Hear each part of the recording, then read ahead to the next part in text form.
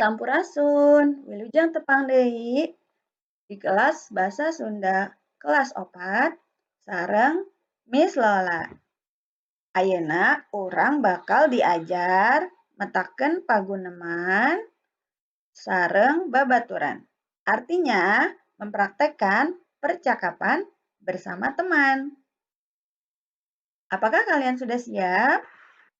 Mari kita mulai pembelajaran hari ini.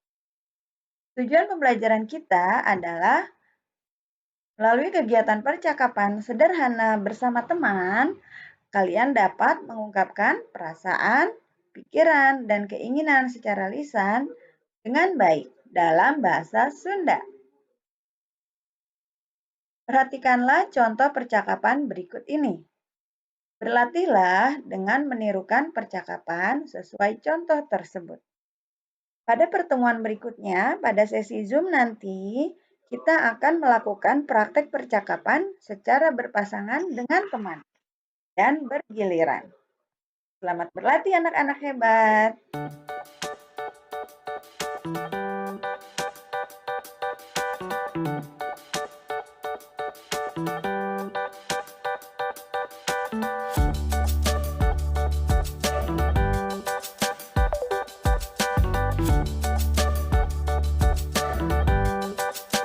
Hai Nisa, orang ke kantin yuk.